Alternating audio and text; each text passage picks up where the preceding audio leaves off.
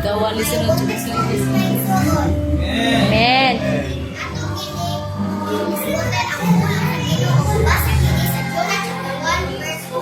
Arise, go to Nineveh. Kinsang isugo ng Quezon. Si Juna. Amen.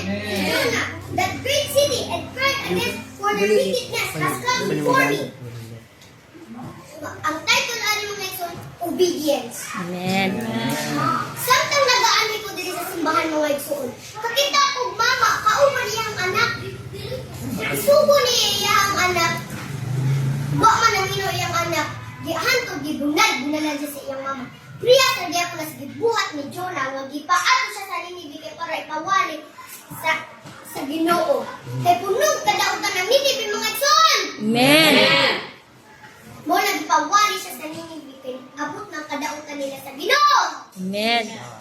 Wa man isubot si Jonah nga mawali siya. Bisakay siya barko. Muadto sana siya sa Nineveh ni ato mga Tarsus. Amen. Tingnan ang mga tao na may dakot na storm. Ganun rin si Jonah nga si Jonah din sa laan mo.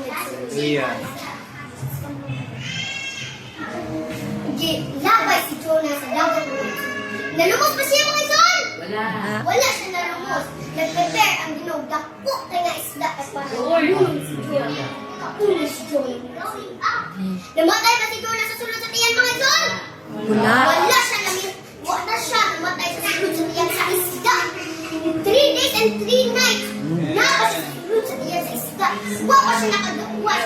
Grabe niya ang paliloy. Lord, Lord, please lang, Lord. Pagawas na na po, Lord. Pagkuman ako sa iyong mga puso, Lord. Lord, pagkaluwa ko, Lord. Nagpaluloy si Jonah dito mga itsol. Ni una nagkilaw ang isda ang tao mga itsol. Kita na kilaw ang isda mga itsol. Amen.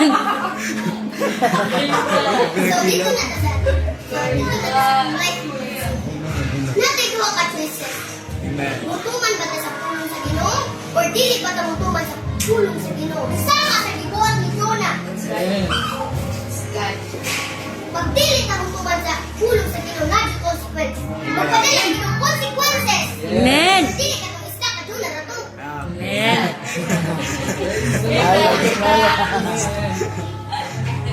Hallelujah. Storm. Amen. Storm sa problema. Storm sa kawalan ko.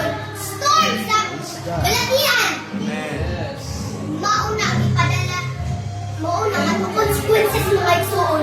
Amen. But here's the good news. Kung ang panalangin sa Ginoo, dapat kayo panalangin ang ihatag sa Ginoo sa mga igsoon. Kung maminang kasi ang makapulong.